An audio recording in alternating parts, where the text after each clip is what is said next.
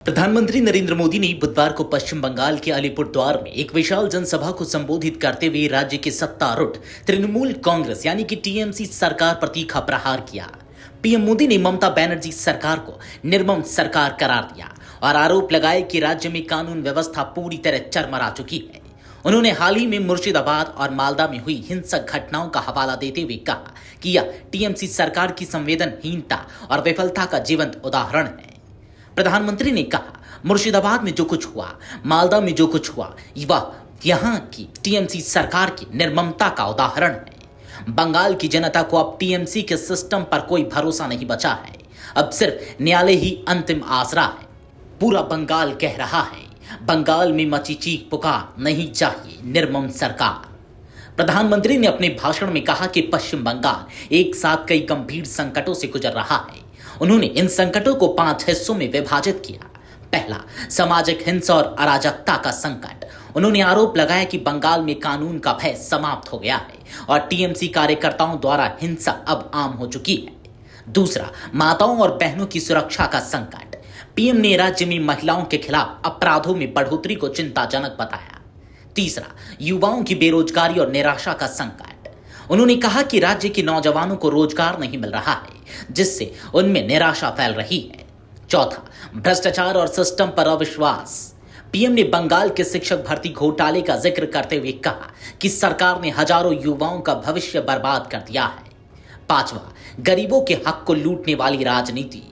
उन्होंने कहा कि टीएमसी की स्वार्थी राजनीति ने गरीब, किसान और मध्यम वर्गीय परिवारों की कमर तोड़ दी है।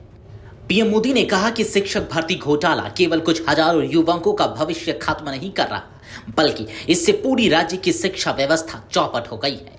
उन्होंने आरोप लगाया कि टीएमसी सरकार अपनी गलतियों को स्वीकार करने के बजाय अदालतों को ही दोषी ठहराने का प्रयास कर रही है। उन्होंने कहा, भ्रष्टाचार जब व्यवस्था में घर कर लेता है तो पूरे समाज को दीमक की तरह चाटता है। बंगाल की जनता इसका जीता जागता उदाहरण देख रही है।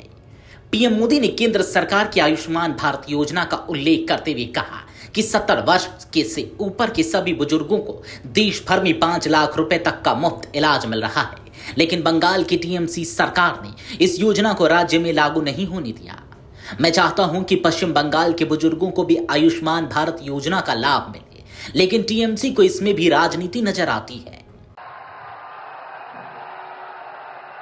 साथियों, राजनीति अपनी जगह पर है, लेकिन गरीब, दलित, पिछड़े, आदिवासी और महिलाओं से टीएमसी क्यों दुश्मनी निकाल रही है।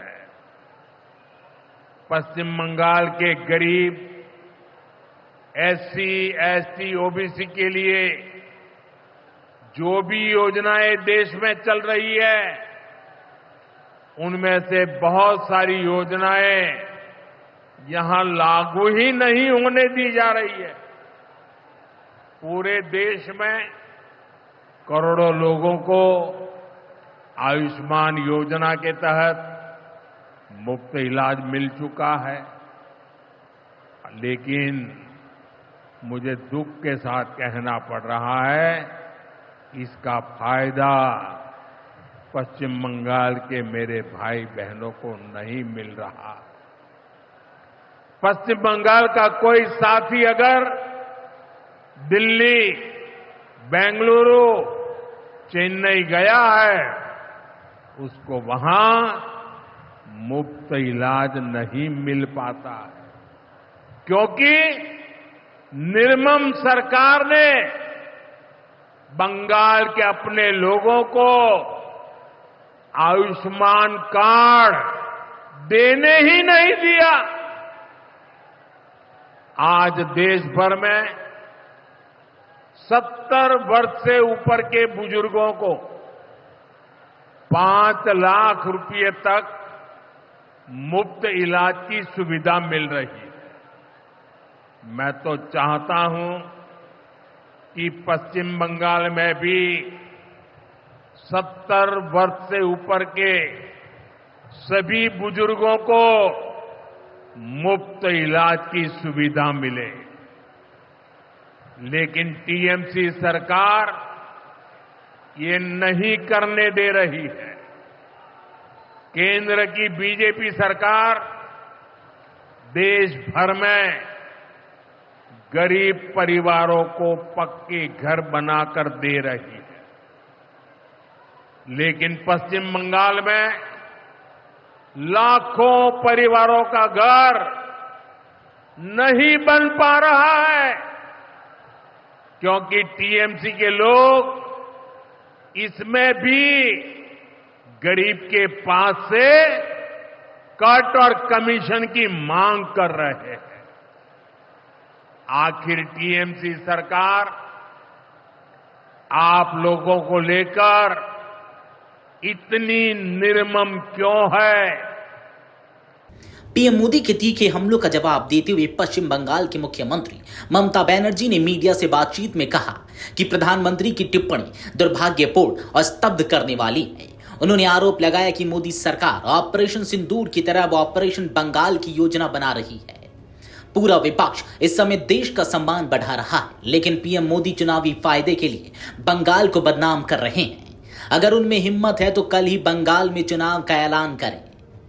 ममता ने पीएम मोदी के बयान को राष्ट्रीय एकता के खिलाफ बताते हुए कहा कि ऑपरेशन सिंदूर देश की रक्षा के लिए किया गया साहसिक कदम था, लेकिन उसका इस्तेमाल राजनीतिक हथियार के रूप में करना निंदनीय है। उन्होंने केंद्र सरकार से पूछा कि क्या अब वो राज्य सरकारों को भी सैन्य ऑपरेशन की तरह निपटाने की सोच रहे हैं। प्रधानमंत्री नरेंद्र मोदी ने अलीपुरद्वार में जनसभा के जरिए राज्य सरकार को भ्रष्टाचार, अराजकता और बेरोजगारी के मुद्दे पर घेरा, जबकि ममता बनर्जी ने इसे राजनीतिक स्टंट करार देते हुए केंद्र सरकार पर राज्य के अधिकारों में दखल देने का आरोप लगाया। चुनाव से पहले बंगाल की राजनीति अब पूरी तरह से आर पार की लड़ाई में बदलती दिखाई दे रही है। वीडियो डेस्क अमर उजाला.com।